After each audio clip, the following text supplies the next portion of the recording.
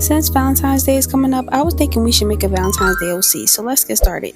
So with this drawing, my main focus was further developing my art style because I'm starting to get more into softer looks rather than a harsh line art. I mean, I'm not going to completely stop doing the line art like how I do, but I wanted to try it with a different brush. So I'm going back to using the glossy jelly brush by Viora, and throughout this drawing, you'll see me go back and forth with different design ideas, and that's just because I couldn't really figure out what I was going for with this drawing. I mean, I knew I wanted the hair to be kind of like a mullet hairstyle because these were my reference photos, and I wanted to give her multicolored hair. I feel like sometimes as an artist, once you find a style that you like, you'll usually stay there for a while and keep drawing in that style, but I wanted to try something different so that it doesn't get to the point where I start to get art block. So I feel like sometimes stepping outside the box may be good for artists, or maybe it might just be me. But now you can see that I'm working on the official line art of the drawing, and another thing that you're going to see me do with the line art is I'm going to change the color of it. Usually I just keep my line art all one color in this like dark blue color,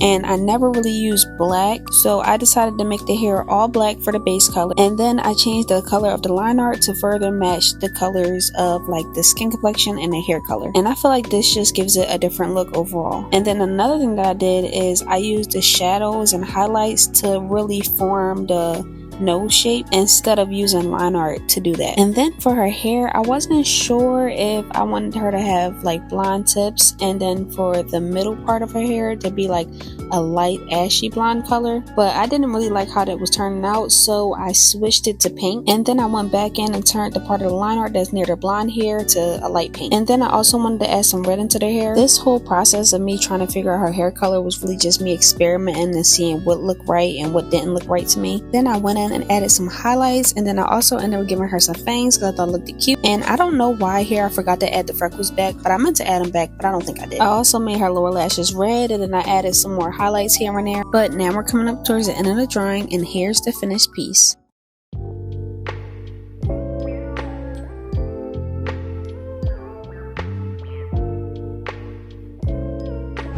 And as always, if you made it all the way to the end, make sure you subscribe and interact so the algorithm can always bring you back, and look out for the next one. Bye!